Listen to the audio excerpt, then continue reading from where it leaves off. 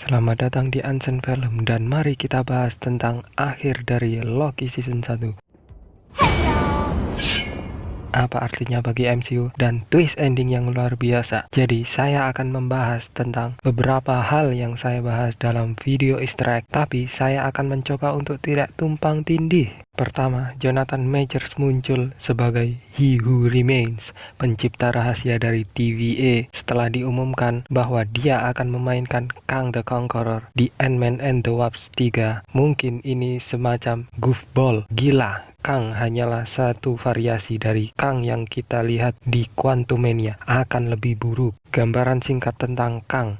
Dia seorang ilmuwan dari masa depan yang mencoba untuk menaklukkan semua waktu. Dalam komik, setiap kali dia menggunakan perjalanan waktu, dia menciptakan alternatif dirinya, sehingga ada multiple Kang termasuk versi yang lebih tua dari dirinya, bernama Immortus. Pada dasarnya, He Who Remains di Loki mengklaim bahwa ia melindungi timeline dari diri alternatifnya yang jahat. Sekarang jawaban ini jadi banyak pertanyaan sepanjang series. Kalian telah bertanya bagaimana bisa ada varian jika hanya ada satu sacred timeline. Jadi saya pikir apa yang kita lihat di sini adalah mungkin ada variasi dan timeline lainnya selama mereka tidak membuat versi jahat Kang. Jadi pikirkan sacred timeline sebagai tali yang setiap utas adalah timeline yang kecil yang dijalin ke lubang penghubung seperti pembuatan tali. Ingat bagaimana ketika Loki dan Sylvie bersentuhan, itu membuat lonjakan besar. Ini adalah karena mereka berdua bergabung akan membawa mereka ke akhir waktu, di mana Sylvie akan membunuh He Who Remains dan membawa kebangkitan Kang. Sekarang salah satu petunjuk terbesar tentang episode ini adalah di salah satu suara pertama.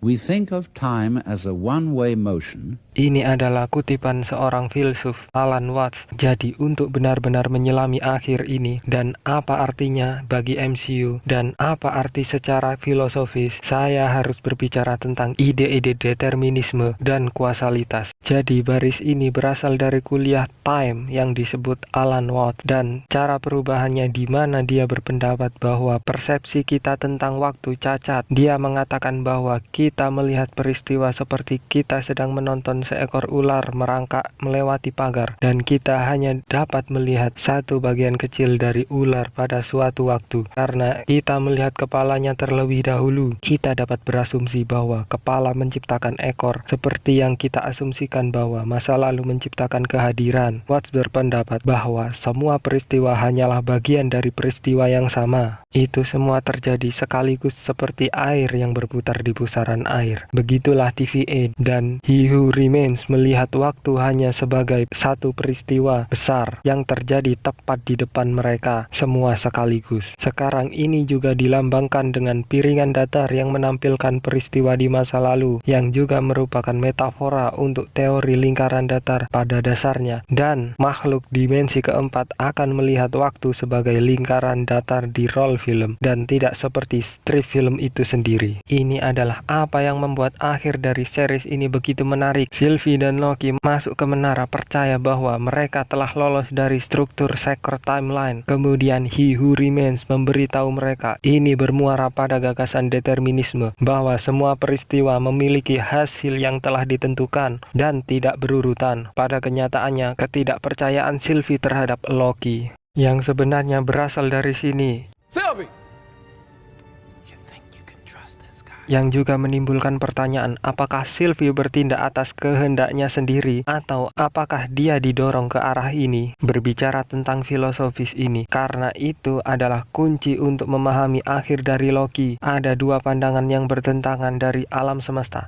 Yang satu di mana Immortus mampu mengendalikan semua jadwal dan menjaga dirinya dicek. Dasarnya membuatnya master kenyataan. Tapi di sisi lain kalian memiliki kebebasan dan gagasan bahwa individu individu dapat membuat keputusan yang akan mengubah dunia. Jadi ada titik dalam episode di mana Immortus tidak lagi tahu apa yang akan terjadi. Ini karena kastil ini ada di dekat akhir waktu dan timeline sebenarnya berlanjut sedikit melewati titik ini. Sekarang setelah peristiwa melewati titik itu, seperti karakter telah mencapai halaman buku yang belum ditulis untuk pertama kalinya di seluruh series. Seseorang mampu menampilkan kehendak bebas. Series mencoba bertanya, apakah Kang selalu akan jadi Kang karena sudah ditentukan sebelumnya, atau ini semua hasil dari keputusan kacau Sylvie? Dan inilah pertanyaan besar, apakah ini sudah terjadi atau itu semua terjadi lagi? Dan Immortus menjelaskan perang multiverse. Some of us knew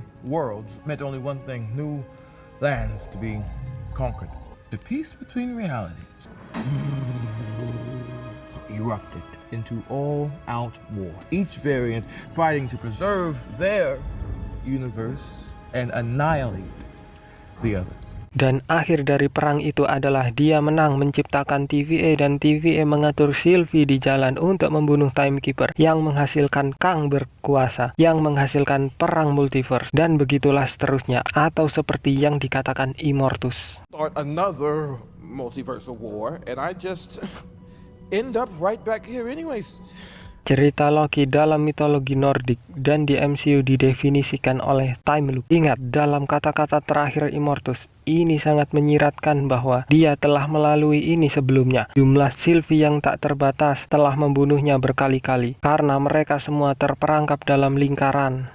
Ketika dia mati, dia bahkan dibingkai oleh lingkaran. Di video Easter egg, saya menunjukkan bahwa ini sebenarnya Triskelion, simbol kuno kehidupan, kematian, dan kelahiran kembali. Sehingga saat ia meninggal, peristiwa di luar yang terjadi untuk membuatnya terlahir kembali sebagai Kang the Conqueror. Itu bahkan membuat kalian berpikir tentang retakan di benteng patung yang rusak di bawah ini, di mana yang rusak dari penghargaan multiverse yang sudah terjadi adalah kastil ini hanya pusat pertempuran yang telah terjadi miliaran dan miliaran kali. Tidak heran versi Kang ini tampak sangat gila. Di luar kita melihat timeline bercabang, di luar kendali karena multiverse dilahirkan kembali. Kemudian kita memotong ke Mobius dan B15, menonton timeline menyebar di luar kendali.